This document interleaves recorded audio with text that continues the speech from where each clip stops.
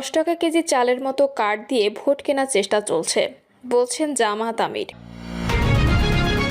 কোনো মুসলমানকে কুফরি বলার অধিকার কারো নেই, বললেন গোলাম পরোয়ার। জানাবো নির্বাচিত সরকারের মাথায় বাড়ি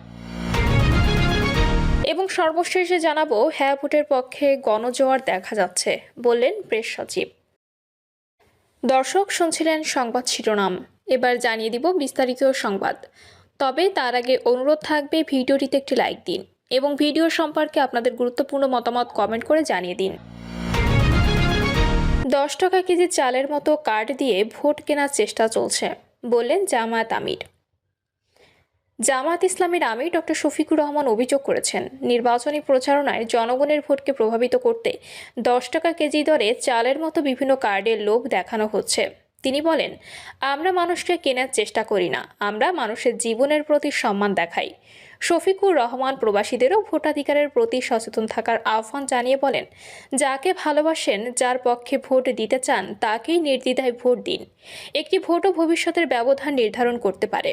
তিনি নিশ্চিত করেছেন, সরকার গঠিত হলে যৌক্তিক ও ইনসাফভিত্তিক উন্নয়ন কর্মসূচি বাস্তবায়ন করা হবে, মিথ্যা ওয়াদা নয়। এছাড়া পোস্টাল ব্যালটে যথাযথ সময় মতো পৌঁছানো ও ভোটের নিরাপত্তা নিশ্চিত করতে নির্বাচন কমিশনকে বিশেষভাবে অনুরোধ করেছেন।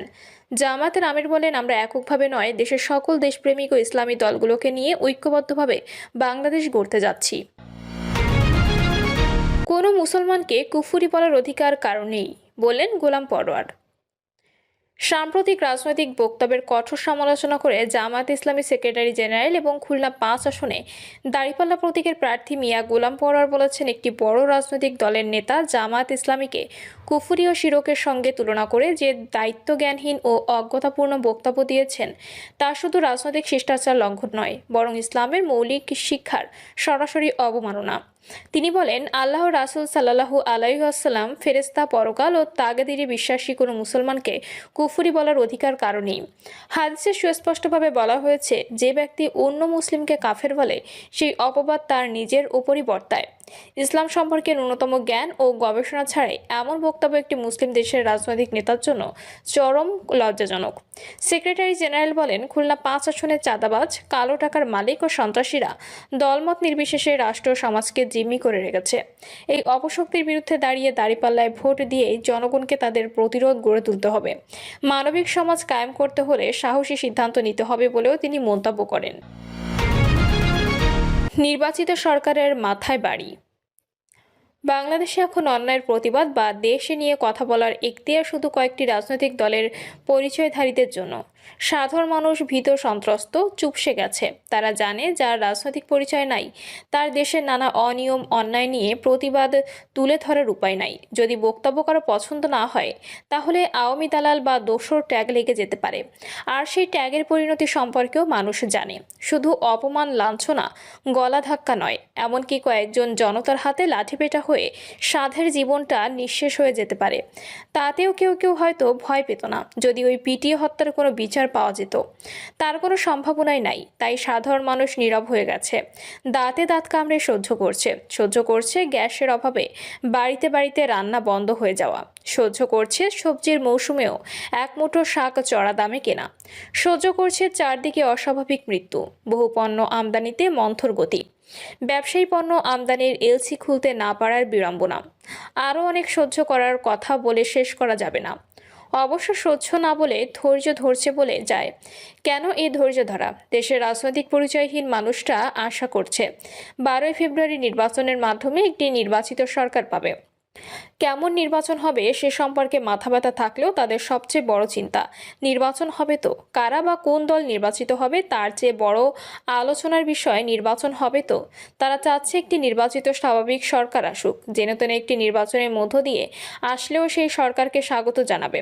মনে হয় জেনেতনে একটা নির্বাচন হলে তাদের সমস্ত মুশকিল আসান হয়ে যাবে। কিন্তু তারপর মানুষ 12ই ফেব্রুয়ারির পর যে স্বাভাবিক জীবনের স্বপ্ন দেখছে, তার পূরণ হবে কি?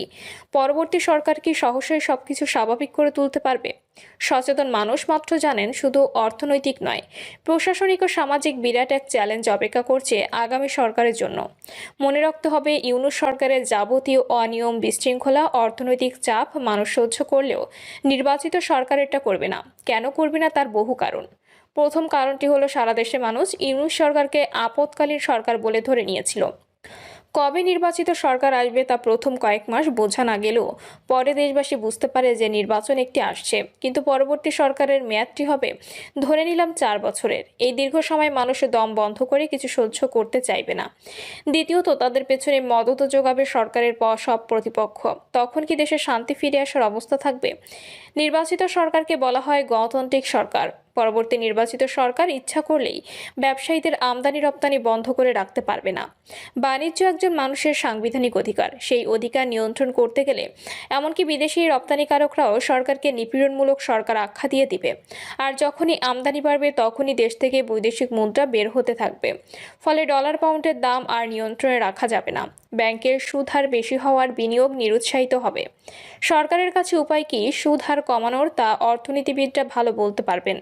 তবে সাধারণ জ্ঞানে বুঝতে পারি সেটি সহসা সম্ভব নয়। অনেক কারণের মধ্যে একটি হলো উচ্চ মূল্যস্ফীতিতে সঞ্চয়কারীদের মূলধন ঝুঁকিপূর্ণ হয়ে ওঠে। তাই আমানতকারীদের ধরে রাখতে ব্যাংকের উচ্চ সুদ আর কমানো যায় না। আমানতকারীরা নিরুৎসাহিত হলে ব্যাংকগুলো তারল্য সংকটে পড়বে। অন্যদিকে উচ্চ সুদ হার থাকলে বিনিয়োগ নিরুৎসাহিত হয়। বিনিয়োগ না হলে নতুন কর্মসংস্থান থমকে যায়। এটি এক ধরনের চেইন সমস্যা। কিভাবে সামলাবে পরবর্তী সরকার? দ্বিতীয় বিষয়টি প্রশাসনিক। বাংলাদেশে প্রশাসনের পোস্টিং প্রমোশন নিয়ে রয়েছে ব্যাপক বিশৃঙ্খলা। বর্তমান অন্তর্বর্তী সরকার নিজেদের মতো করে প্রশাসন সাজিয়েছে। চিরাচরিত নিয়ম অনুযায়ী পরবর্তী সরকার চাইবে নিজেদের মতো করে প্রশাসন সাজাতে। ধরা যাক, একটি জেলায় বর্তমান সরকার একজন জেলা প্রশাসক নিয়োগ দিয়েছেন। পরবর্তী সরকার এসে তাকে সরিয়ে নিজেদের অনুগত বা বিশ্বস্ত একজনকে সেখানে বসিয়ে বর্তমানে জেলা প্রশাসককে উপসচিব হিসাবে মন্ত্রণালয়ে ফিরিয়ে আনলো। এই ক্ষেত্রে তৈরি হবে অসন্তোষ। এই প্রক্রিয়ায় সরকার 10 জন নিজের পছন্দের লোককে পোস্টিং করতে গিয়ে 90 জনের অসন্তোষের কারণ হয়ে দাঁড়াবে। এজন্যই বলি বাংলাদেশের রাজনৈতিক সরকারগুলো এক ধরনের বোকা। তারা বরাবরই দলীয় স্বল্প সংখ্যক মানুষের স্বার্থ দেখতে গিয়ে বৃহৎ জনগোষ্ঠীকে প্রতিপক্ষের দিকে ঠেলে দেয়। দ্বিতীয়ত, দুর্নীতিমুক্ত আমলাতন্ত্র প্রতিষ্ঠা করা না গেলে সরকার সাধারণ মানুষের কাছে হেয় প্রতিপন্ন হবে অচিরেই। অথচ যে দুর্নীতি সংস্কৃতি চালু আছে তা থেকে বের হওয়া অন্তত বাংলাদেশের কোনো সরকারের দ্বারা সম্ভব নয়। দেশে বাজার নিয়ন্ত্রণে রাখা এক অসম্ভব কাজ হয়ে দাঁড়িয়েছে। পারবে পরবর্তী সরকার বাজারে সিন্ডিকেট ভাঙতে?